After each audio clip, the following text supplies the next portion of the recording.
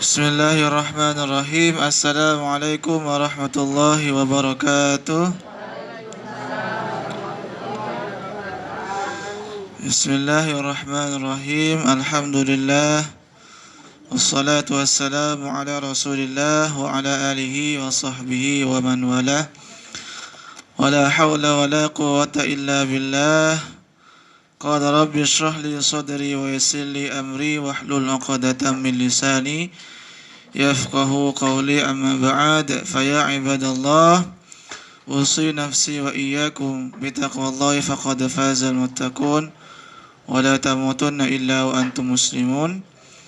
Faqala ta'ala mudzakiran bidzalik, ya ayyuhalladzina amanu taqullaha wa qulu qawlan sadida yuslih lakum a'malakum wa yaghfir lakum dhunubakum wa may yuti'illaha wa rasulahu faqad faza fawzan 'azima. Bapak Ibu rahimakumullah, alhamdulillah kita masih diperjumpakan kembali oleh Allah Subhanahu wa taala dalam majlis ini, sedikit belajar hadis-hadis dari Nabi kita Muhammad sallallahu alaihi wasallam dari kitab hadis Arba'in Nawawi. Semoga dicatat amal ibadah berpahala di sisi Allah Subhanahu wa taala. Amin. Pada kesempatan kali ini Bapak Ibu rahimakumullah, kita masih di hadis yang ke-24. Karena kemarin kita sampaikan bahwa hadis 24 ini panjang dan kita akan jadi beberapa sesi, mungkin akan ada 3 pertemuan panjang.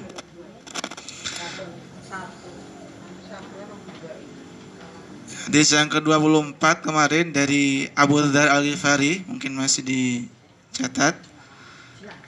Ya, mungkin masih ada catatannya.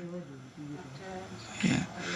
Kemarin dari Abu Dzar Al-Ghifari, dari Nabi, dari Allah Subhanahu wa taala. Kemarin hadisnya, hambaku gitu kan, sesungguhnya aku haramkan kezaliman atas, dan seterusnya sampai wahai hambaku, semua kalian itu telanjang dan seterusnya itu. Nah, pada kesempatan kali ini kita akan melanjutkan hadis qudsi ini, hadis dari Allah ini, firman Allah sebetulnya ini. Lanjutkan Bapak Ibu rahimakumullah. Ya ibadi, duhai hambaku,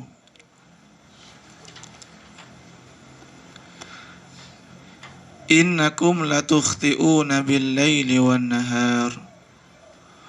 Sesungguhnya kalian melakukan kesalahan siang dan malam. Atau dibalik juga gak apa-apa, malam dan siang. Sesungguhnya kalian melakukan kesalahan atau berdosa lah. Melakukan kesalahan atau dosa siang dan malam. Wa ana aghfiru dzunuba jami'a, sedangkan aku mengampuni semua dosa. Kata Allah ya maksudnya. Fastaghfiruni, maka mohonkanlah ampun kalian kepadaku. Mohonlah ampun kepadaku. Aghfir lakum, niscaya akan aku ampuni kalian.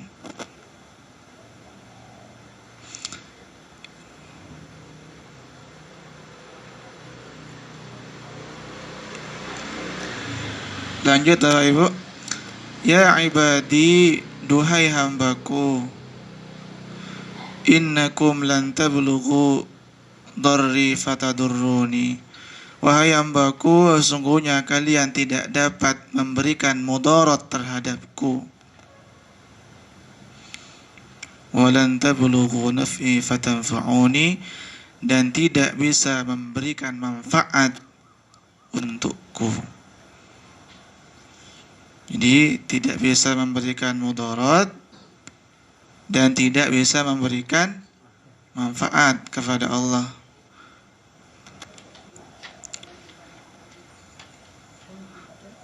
Lanjut, tinggal 2 kalimat lagi ini insyaallah.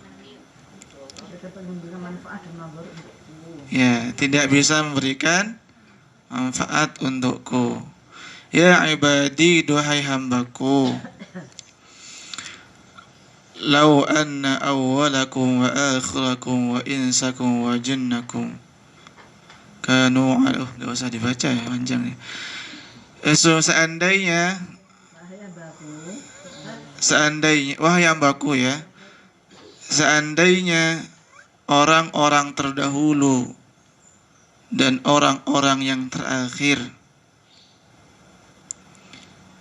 dari kalangan manusia dan jin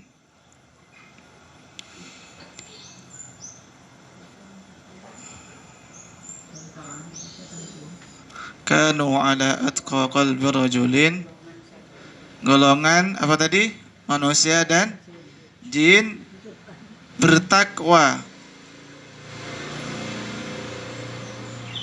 dengan sebenar-benarnya takwa, ma zada dzalika fi mulki syai'an, niscaya hal itu tidak akan menambah kekuasaanku sedikit pun, kata Allah ya. Lanjut terakhir Bapak Ibu. Tidak akan menambah kekuasaanku sedikit pun.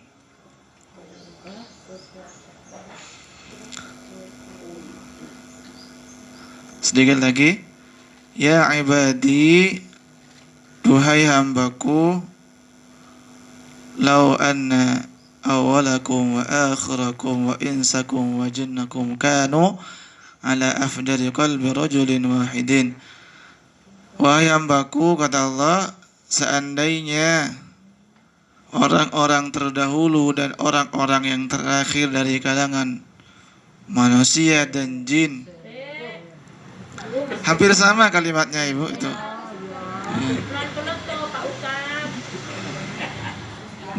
Nggih bunyai nur.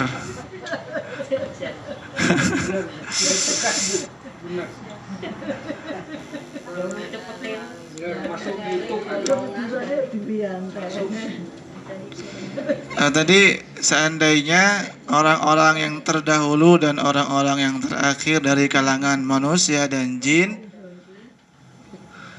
durhaka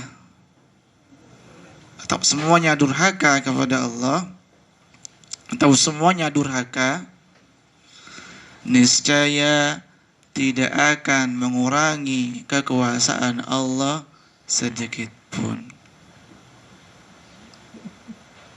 Udah sampai itu aja dulu mungkin Bapak Ibu. Tidak akan mengurangi kekuasaan Allah sedikit pun.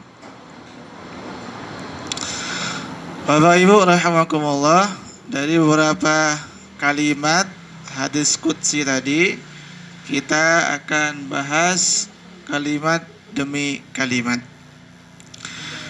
Kalimat pertama tadi yang kita catat bahwa wahai hambaku, seandainya atau kalian melakukan kesalahan dan dosa siang dan malam, tetapi sekalipun melakukan kesalahan dosa siang dan malam itu Allah katakan, saya itu mengampuni segala dosa-dosa, maka mintalah ampun, beristighfarlah kepada Allah, kata Allah, niscaya akan diampuni. Ini sebetulnya kalimat ini berita gembira tentunya Bapak Ibu rahimakumullah kepada kita, karena tidak ada manusia pun yang tidak punya salah dan dosa, tetapi berita baiknya Allah Maha Pemurah, Allah Maha Pengampun, Allah Maha Penerima taubat atau bagi hamba-hambanya yang betul-betul beristighfar, bertobat kepada Allah Subhanahu wa taala. Ini kabar gembira. Kalau kecuali Bapak Ibu di sini tidak punya salah dan dosa ya. Tapi gak mungkin juga kan. Mestinya punya kesalahan dan dosa. Apalagi mohon maaf. Mungkin di antara kita pas masa remaja atau masa dewasa atau di zaman dulu punya masa lalu yang mungkin penuh dengan kemaksiatan dan dosa.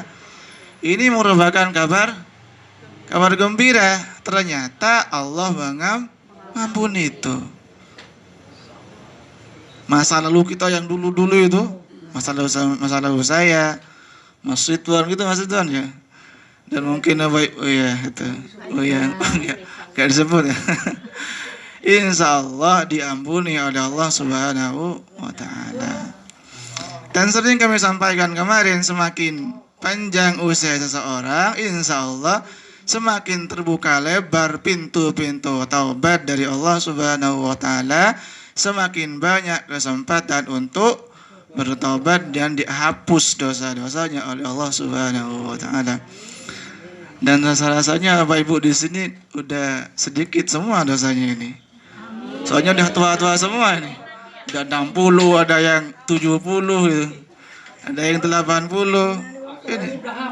Itu. Karena kan seperti yang kami sampaikan kemarin, ketika kita beribadah ada dua hal yang kita dapat. Dosa diampuni, pahala bertambah. Wis, udah itu. Habis nanti dosa-dosanya. Gitu. Jadi dosa-dosa dikurangi, ternyata kemudian juga pahala bertambah. Itu dahsyat sekali itu. Apa ayatnya tadi itu kemarin? Kata Allah, wa'adallahu alladhina amanu wa 'amilus solihati lahum maghfiratu wa ajrun 'azim. Surah Al-Maidah ayat 9. Sesungguhnya atau Allah menyediakan bagi orang yang beriman dan beramal soleh dua hal.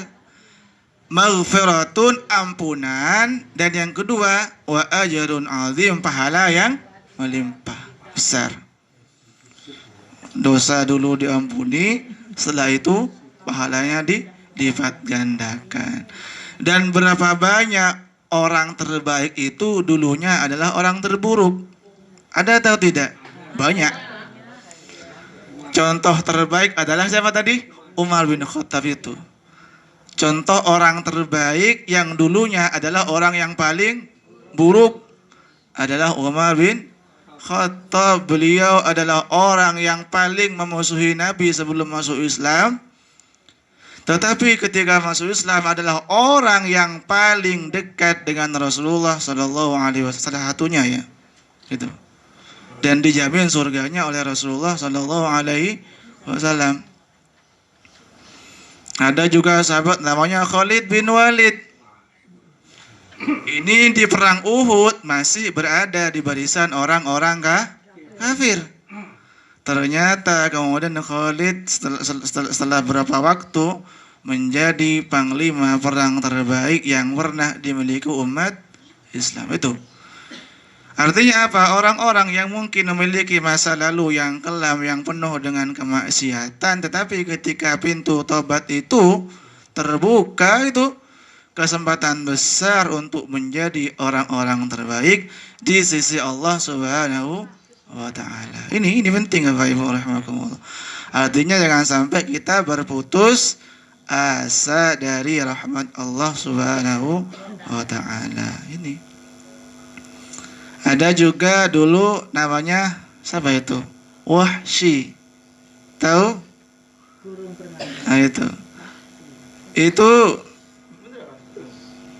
itu kan adalah pembunuh siapa? Hamzah. Siapa? Orang yang membunuh paman Rasulullah Sallallahu Alaihi Wasallam, Hamzah, dibunuh. Tetapi ternyata selang berapa tahun, Wahsy juga adalah orang yang membunuh Nabi palsu siapa? Musailamah al-Kadzdzab. Jadi orang yang sangat dibenci oleh Rasulullah, tapi ternyata di kemudian hari salah satu orang yang insya Allah dicintai oleh Rasulullah Sallallahu Alaihi Wasallam, sekalipun pernah membunuh paman Rasulullah Shallallahu Alaihi Wasallam. Itu. Jadi tidak perlu berputus asa, Bapak Ibu rahimakumullah. Makanya pernah mungkin saya sampaikan gitu ya. Kemarin apa? Kalau bisa jadi orang yang dulunya membenci Islam, tapi kemudian menjadi orang yang cinta kepada Islam.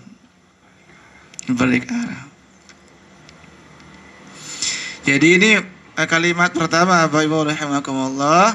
Allah tetap membuka lebar-lebar pintu taubat kepada orang-orang yang betul-betul beristighfar, memohon ampun kepada Allah Subhanahu wa ta'ala, dosa apapun. Bahkan syirik sekalipun, kalau dia bertobat sebelum meninggal dunia, insya Allah diampuni. Makanya kata Allah Subhanahu wa ta'ala, Bapak Ibu rahimakumullah, Allah sebutkan di dalam Al-Qur'anul Karim surah Az-Zumar, surah ke-39.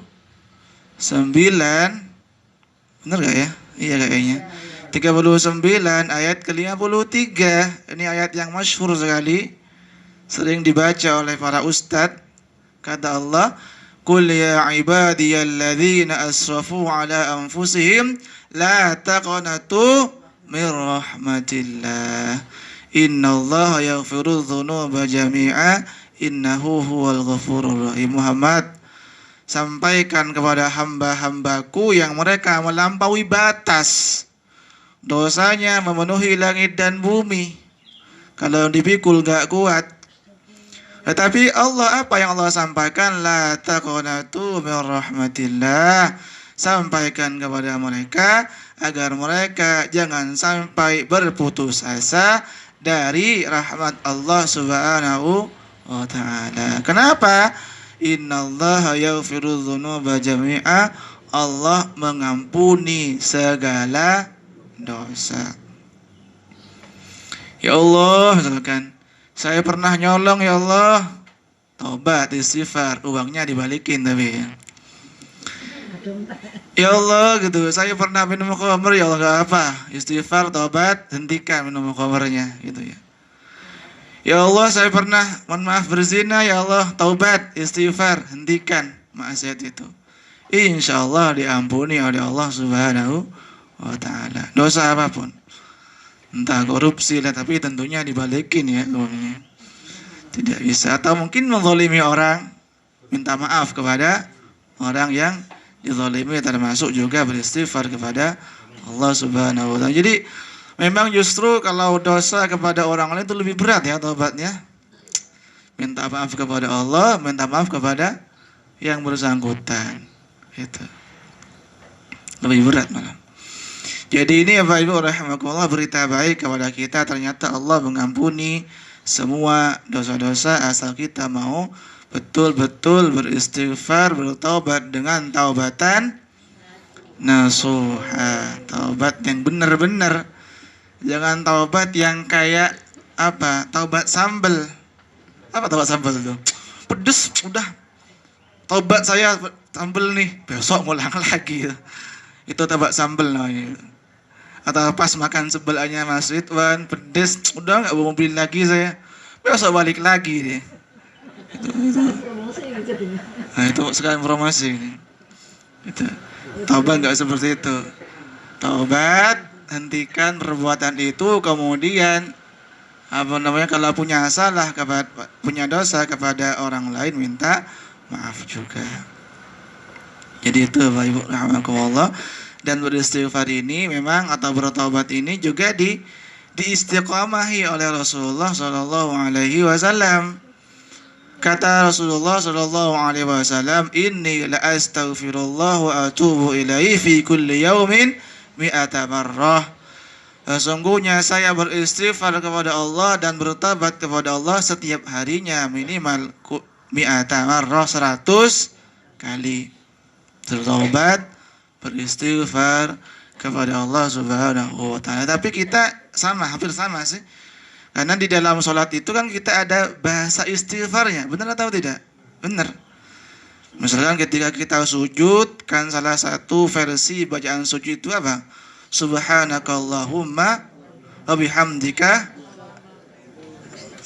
Malah lupa kalau dibaca di sini. Apa tadi? Subhanakallahumma bihamdika Allahumma firli. Ada kata Allahumma firli, ya Allah ampuni saya. Itu salah satu bacaan di dalam sujud. Atau juga di bacaan duduk di antara dua sujud. Itu ada juga. Rabbighfirli dan seterusnya itu. Rabbighfirli warhamni wajburni dan seterusnya itu. Ya Allah ampuni saya, dosa-dosa saya. Jadi bayangkan sujud kalau salat zuhur berarti udah 8 kali. Ditambah duduk berapa? 4 atau 3 kali. Udah berapa itu? Udah banyak. Ditambah tahajud bareng, ditambah duha, ditambah sholat witir, ditambah macam-macam, udah banyak. Ya itu. Udah insya Allah kita udah juga banyak kalimat-kalimat istighfar yang kita panjatkan, kita sampaikan kepada Allah Subhanahu wa taala. Setidaknya tadi di waktu sujud dan duduk di antara dua sujud. Tuh. Ada kalimat istighfar, doa istighfar, doa mohon ampun. Karena kan sholat isinya kan doa, Bapak Ibu ya. Dan sholat itu memang secara bahasa artinya doa, ya. Sholat secara bahasa artinya doa. Makanya kata Allah, fasholli alaihim, doakan mereka. Itu, fasholli alaihim. Ini istighfar. Dan istighfar ini ya Bapak Ibu rahimakumullah, selain menghapus dosa-dosa, insya Allah juga akan melapangkan hidup kita di dunia ya. Sebagaimana sabda Rasulullah SAW, kata Allah, man aktsara minal istighfar, barang siapa yang perbanyak istighfar mohon ampun kepada Allah, ja'alahullahu lahu fi kulli hammin faraja. Allah jadikan setiap kesusahan diganti dengan kebahagiaan. Wa fi kulli dhaiqin makhraja, dan Allah jadikan setiap kesempitan jalan keluar. Wa yarzuquhu min haitsu la yahtasib, dan Allah sediakan rezeki kepada dia dari arah yang tidak disangka-sangka, tidak diduga. Yaitu, jadi orang yang memperbanyak istighfar, taubat, hijrah, kalau bahasa sekarang hijrah itu, pertama tadi apa? Kesusahan Allah ganti dengan kebahagiaan, kesempitan Allah ganti dengan kelapangan dan jalan keluar. Kemudian diberikan kelapangan rezeki dari arah yang tidak disangka-sangka, tiba-tiba dapat warisan gitu. Dan seterusnya. Apa biasanya rezeki gak nyangka-sangka itu? Tiba-tiba naik pangkat gitu lah. Bener ya? Bener ya? Ya naik pangkat ya. Atau naik gaji kata Mas Ridwan ini. Atau tiba-tiba sebelahnya laris 100 sehari gitu ya. Amin. Karena ada hajatan orang, ada kumpul kayak gini, tiba-tiba ada acara pengajian, mesen sebelahnya Mas Ridwan. Berapa? 100. Kewalahan tapi lah 100 ya. Jadi ini ya Bapak Ibu beberapa fadilah atau keutamaan dari istighfar. Selain insya Allah akan diampuni dosa-dosa kita, juga akan berdampak baik kepada kehidupan dunia kita. Ini. Dan sebetulnya juga banyak ya ayat-ayat di Quran itu yang menjelaskan tentang fadilah istighfar dari sisi duniawinya. Misalkan Allah sebutkan di Quran, Bapak Ibu rahimakumullah, surah Hud, surah ke 11 ya Pak? 12 ya. Oh iya 11. Yusuf 12 Hud ya. Surah ke-11 surah Hud ayat 52 dan surah Nuh Surah Nuh itu 71, betul? Surah Nuh 71 ayat 10 sampai 13. Kita langsung ke surah Nuh ayat 10 sampai 13. Kata Allah, "Faqultu astaghfiru rabbakum innahu kana ghaffara." Nabi Nuh menyampaikan kepada kaumnya, "Duhai kaumku, istighfiru, istighfarlah, taubat kepada Allah." Apa? Kalau sudah bertobat itu, yursilis samaa 'alaikum midrara. Allah turunkan hujan, artinya dilapangkan rezekinya atau disuburkan tanahnya, dan dengan tanah yang subur itu tumbuh tanaman-tanaman padi-padi atau perkebunan. Itu yang pertama. Kemudian yang kedua, wa yumdidukum bi amwali wa banin. Dan Allah berikan harta yang cukup, ya, atau hati yang qanaah, wa banin, dan anak. Jadi kalau udah, ini bagi yang menikah. Kalau yang belum menikah berarti menikah dulu, ya. Misalkan belum menikah, baca istighfar, menikah dulu, baru punya anak. Jangan punya anak dulu baru nikah. Itu kebalik nanti. Ini, wa yumditkum bi amwali wa banin. Allah berikan harta dan berikan anak atau jodoh bagi orang yang belum nikah. Jadi itu beberapa keutamaan lah dari beristighfar, bertaubat kepada Allah Subhanahu wa taala. Dan tentunya ini juga bagi orang-orang yang istilahnya hijrah, ya. Kadang-kadang kan orang yang baru keluar dari kemaksiatan, dari lingkungan yang buruk, dia kan khawatir kadang-kadang, ya. Duh, gimana kalau saya meninggalkan pekerjaan yang haram ini, nanti nggak makan, kira-kira seperti itu, ya. Ada atau tidak?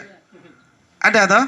Ada. Duh, gimana kalau saya berhenti, resign dari pekerjaan ini atau berhenti dari pekerjaan ini, saya kira-kira masih bisa makan apa tidak sih? Ya bisa. Ya Allah yang bilang tadi, insya Allah dijamin, wa yumditkum bi amwalin. Insya Allah dicukupkan hartanya, dicukupkan rezekinya. Jadi orang-orang yang hijrah, apa hijrah itu? Tentunya hijrah dalam pengertian bukan dari Mekah ke Madinah, tetapi hijrah dalam pengertian meninggalkan sesuatu yang diharamkan oleh Allah Subhanahu wa taala. Jadi itu kata Rasulullah, al-muhajir man hajara an maharimillah. Orang hijrah itu adalah orang yang menghindar dari sesuatu yang diharamkan oleh Allah Subhanahu wa taala. Apa balasan dari orang-orang yang hijrah, beristighfar, bertaubat, meninggalkan perkara yang haram menuju perkara yang halal? Allah abadikan di Quran, Bapak Ibu rahimakumullah, orang-orang yang hijrah ini dari lingkungan atau mungkin dari pekerjaan yang haram ke pekerjaan yang halal.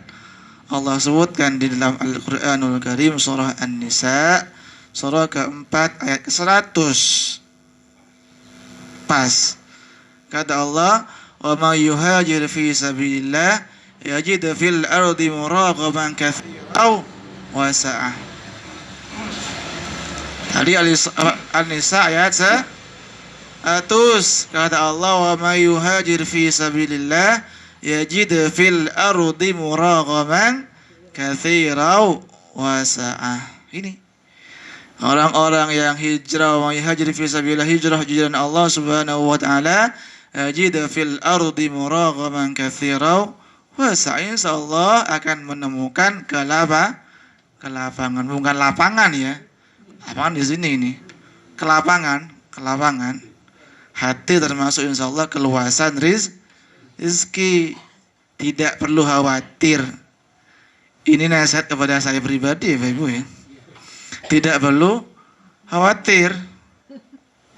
Makanya usi nafsi bertakwa Allah, nafsi dulu nih. Saya menasihati kepada diri saya sendiri dan kepada Bapak Ibu sekalian, gitu kan. Usi nafsi ini, tidak perlu khawatir, ini penting ini. Jangan khawatir. Makanya kata Allah tadi yajid fil ardi muragaman katsiran wasa. Insyaallah diluaskan. Dan kita bermohon kepada Allah Subhanahu wa taala orang-orang yang mungkin masih dalam lingkungan seperti itu diberikan kekuatan untuk meninggalkan zina, dan insyaallah akan diberikan kemudahan, kelapangan oleh Allah Subhanahu wa taala. Amin. Jadi itu Bapak Ibu rahimakumullah kalimat pertama hadis yang tadi kita bacakan, bahwa Allah mengampuni semua kesalahan dan dosa sekalipun dosa kita memenuhi langit dan bumi, siang dan malam tidak henti-henti berbuat dosa. Tapi tadi kami sampaikan selama kita juga berbuat amal soleh, kesempatan dihapus dosa-dosa itu sangat terbuka lebar. Apalagi kita sholat, dan di dalam sholat itu ada kalimat-kalimat istighfar, bermohon ampun kepada Allah Subhanahu wa taala. Kemudian Bapak Ibu rahimakumullah, kita lanjutkan potongan hadisnya yang tadi apa? Duhai hambaku, kalian tidak bisa memberikan mudarat dan tidak bisa memberikan manfaat kepada Allah Subhanahu wa taala. Jelaslah gitu ya. Jadi Allah tidak bisa kita binasakan, justru kita lah yang binasa. Dan sebetulnya kita juga tidak bisa memberikan manfaat kepada Allah Subhanahu wa taala. Makanya kemudian dilanjutkan tadi, seandainya seluruh umat manusia atau bahkan seluruh umat jin ya, gitu. Jadi seluruh umat manusia dan umat jin, baik zaman terdahulu sampai zaman sebelum kiamat, mereka semuanya bertakwa kepada Allah, tidak akan menambah apa? Tidak akan menambah kekuasaan Allah, tidak akan menambah kerajaan Allah Subhanahu wa taala. Sebaliknya, ketika seluruh manusia dan jin mereka durhaka kepada Allah, tidak akan mengurangi kemuliaan Allah Subhanahu wa taala. Bisa dipahami Bapak Ibu ya? Jadi ketika kita mengucapkan Allahu Akbar, Allah Maha Besar, apakah Allah lebih besar? Loh. Saya ulang lagi ini pertanyaan. Ini pertanyaan Bapak Ibu ya, bukan pernyataan ini. Ketika kita mengucapkan Allahu Akbar, Allah Maha Besar, apakah dengan mengucapkan kalimat Allah Maha Besar, Allah tambah besar? Kan tidak. Sekalipun kita tidak memuji Allah, Allah tetap terpuji. Sekalipun kita tidak mengucapkan kalimat Allahu Akbar, Allah memang Maha Besar. Jadi besar atau tidaknya kebesaran Allah tidak perlu diakui oleh manusia dan jin ya. Manusia dan jin tidak perlu. Karena Allah itu udah pada zatnya memang udah terpuji, tidak perlu dipuji bahkan. Yang perlu muji itu adalah kita. Yang butuh ibadah itu kita, bukan Allah Subhanahu wa taala. Ini penting sekali ini. Jadi kata Allah, kalian wahai hambaku tidak bisa memberikan mudarat, tidak bisa mencelakai Allah Subhanahu wa taala, tidak bisa membinasakan Allah, tapi justru kitalah sebetulnya yang akan binasa. Makanya kata Al-Quran sebagaimana yang dibaca Mas Ridwan kemarin di dalam salat, kata Allah dalam Al-Quran surah Ar-Rahman surah ke-55 ayat ke-20 dan 27, kata Allah, kullu man 'alaiha fan. Bukan Pak Fan ya. Kullu man 'alaiha fan. Mas. Jadi semuanya akan binasa. Kullu man 'alaiha fan, semuanya akan binasa. Satu yang tidak siapa? Wa yabqa wajhu rabbika dzul jalali wal ikram. Tersisalah satu, siapa? Allah Subhanahu wa taala. Semuanya mati, semuanya binasa, bahkan malaikat gitu ya, juga akan mati. Atau di surah yang lain berkaitan dengan semua akan binasa ini, Di surah Al-Qasas misalkan surah ke-28 ayat 88 ayat terakhir ya.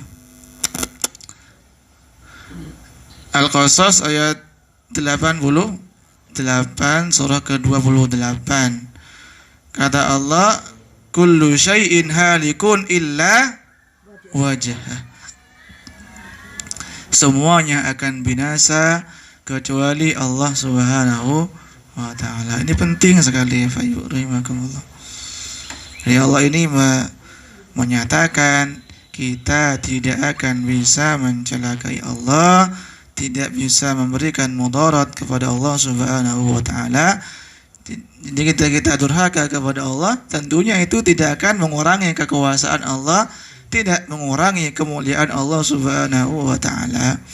Sebaliknya tadi ketika kita memuji Allah, tidak akan menambah kemuliaan Allah. Kita mengatakan atau mengucapkan alhamdulillah, segala puji bagi Allah. Bukan berarti Allah malah tambah terpuji, tidak, tetap akan terpuji. Apalagi gitu ya, makhluk-makhluk Allah yang lain memuji. Siapa itu makhluk Allah yang lain yang saya maksud? Ya para malaikat. Kemudian siapa lagi? Tumbuhan, hewan-hewan gitu ya. Semuanya bertasbih kepada Allah Subhanahu wa ta'ala. Betul nggak hewan bertasbih ya? Masa? Iya betul, banyak ayatnya. Banyak. Yang paling banyak ada di surah 28. Di awal ayat apa? Sabbaha lillahi ma fis samawati wa ma fil. Ini surah Al-Hadid ya, ayat pertama. Surah Al-Hadid surah ke-57 ya.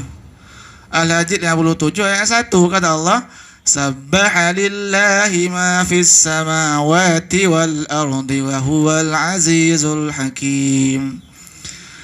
Bertasbih kepada Allah apa yang ada di langit dan apa yang ada di bumi. Subhanallah, subhanallah. Jadi kalau burung ini nih, burung berkutupnya Abi ini bertasbih kepada Allah,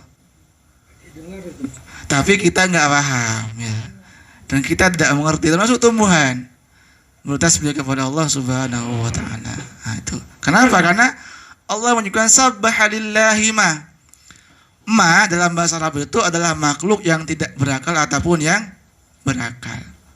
Tuma segala sesuatu, ya tumbuhan, barang gitu ya. Tapi kita tidak paham itu tadi.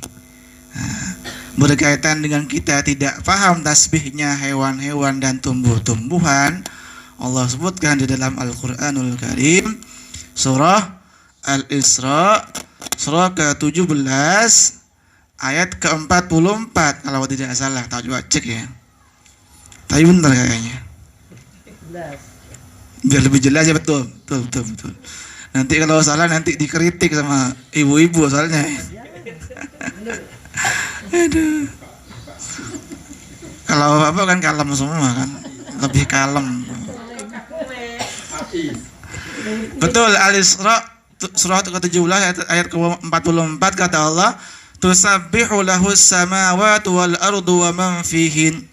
Bertasbih kepada Allah apa yang ada di langit dan apa yang ada di bumi. Wa in min syai'in illa yusabbihu bihamdihi walakin la tafqahuna tasbihahu. Tapi kalian tidak paham, tidak mengerti tasbihnya mereka. Jadi mungkin ketika kucing meong itu mungkin mengucapkan kalimat tasbih, bisa jadi gitu ya. Tapi kita tidak paham. Termasuk tumbuh-tumbuhan gitu ya. Kan katanya penelitiannya itu kan, sebetulnya kan tumbuh-tumbuhan bersuara juga, tetapi karena frekuensi suaranya terlalu kecil yang tidak bisa terlacak oleh pendengaran kita. Sebetulnya bersuara sama, cuma memang karena terlalu rendah suaranya tidak terdengar oleh telinga. Sama dengan mata bisa melihat, betul atau tidak?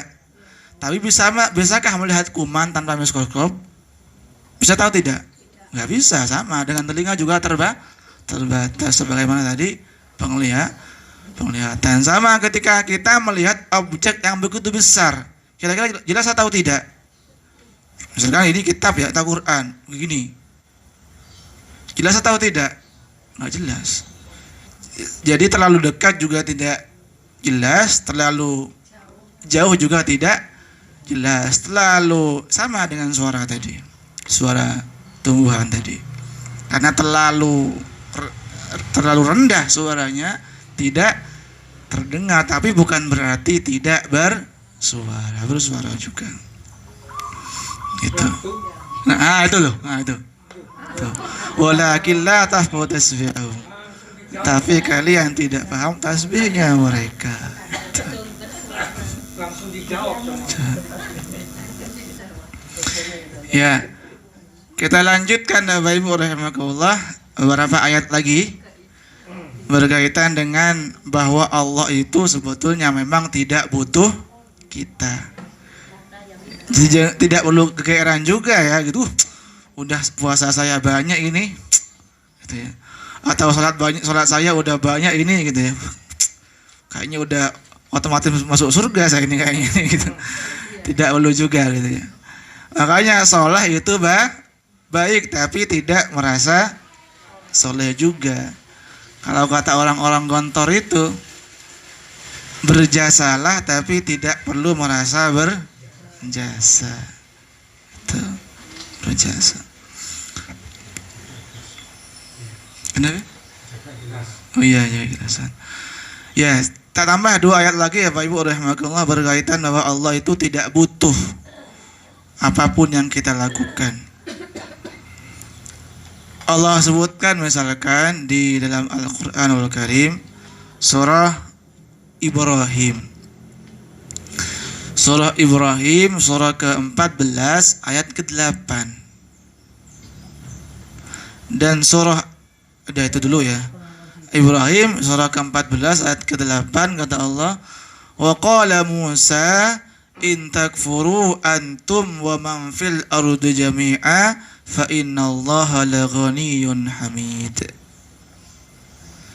Jadi kata Allah, wa qala Musa menyampaikan kepada kaumnya, kepada umatnya, in takfuru antum wa man fil ardi jami'a, seandainya kalian durhaka kafir kepada Allah, bahkan seluruh manusia di muka bumi durhaka kafir kepada Allah, fa innallaha laghaniyyun hamid, ketahuilah bahwa Allah tidak butuh.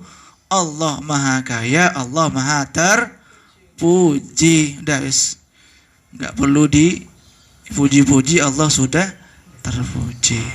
Termasuk di surah Az-Zumar surah ke-39 ayat ke-7 kata Allah, in takfuru antum fa innallaha ghaniyun ankum, ya. Al-ayat. Seandainya kalian kafir, fa innallaha ghaniyun ankum, ketahuilah bahwa Allah tidak butuh kalian. Justru yang butuh adalah kita. Ya. Yang butuh adalah kita.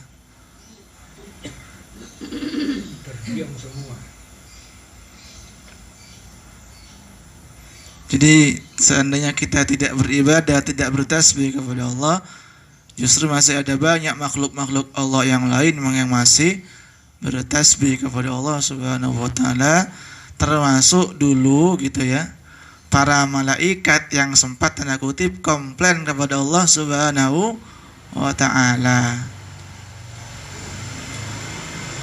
Allah sebutkan di dalam Al-Qur'an, Bapak Ibu rahimakumullah, surah Al-Baqarah ayat 30. Kata Allah, wa idz qala rabbuka lil malaikati inni ja'ilun fil ardi khalifah.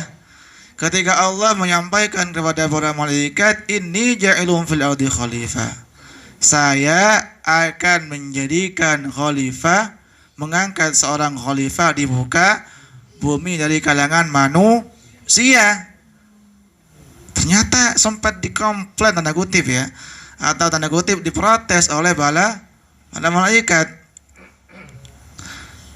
Qalu ataj'alu fiha may yufsidu fiha wa yasfiku dima wa nahnu nusabbihu bihamdika wa nuqaddisu lak. Lah, ngapain ya Allah mengangkat manusia menjadi khalifah di muka bumi yang mereka cuma hanya membuat kerusakan dan menumpahkan darah di muka bumi. Wa nahnu nusabbihu bihamdika wa nuqaddisu lak. Kalau Anda ingin sekedar dipuji dan diagungkan, kan cukup kami, kata malaikat. Benar atau tidak? Itu. Kan cukup kah? Kami, kata para malaikat. Jadi malaikat udah sejak dulu terbiasa nahnu nusabbihu bihamdika wa nuqaddisu lak, sudah mengagungkan Allah, bertasbih kepada Allah Subhanahu wa taala. Artinya kalau Allah hanya ingin sekedar dipuji, cukup para malaikat. Ngapain bikin manusia gitu ya? Bayang durhaka juga gitu. Gitu. Gitu. Ya itu. Kalau memang butuh pengakuan, butuh persaksian, butuh dipuji, tapi ternyata Allah tidak butuh itu semua. Jadi itu Bapak Ibu rahimakumullah sedikit. Tadi insyaallah di pertemuan akan datang kita akan lanjutkan potongan hadis ke-24 tadi. Jadi pada intinya hadis yang kita bacakan tadi, Allah tetap membuka lebar-lebar pintu taubat bagi orang-orang yang betul-betul bertobat kepada Allah Subhanahu wa taala, dan Allah juga menyatakan bahwa Allah tidak butuh kita, tidak butuh ibadah kita, tapi tentunya kitalah yang butuh kepada Allah Subhanahu wa taala. Jadi itu mungkin Bapak Ibu rahimakumullah yang bisa disampaikan, semoga bermanfaat dan dicatat amal ibadah berpahala di sisi Allah Subhanahu wa taala. Kita tutup perjumpaan kita kali ini dengan kafaratul majlis. Subhanakallahumma wa bihamdika asyhadu an la ilaha illa anta astaghfiruka wa atubu ilaik. Assalamualaikum warahmatullahi wabarakatuh.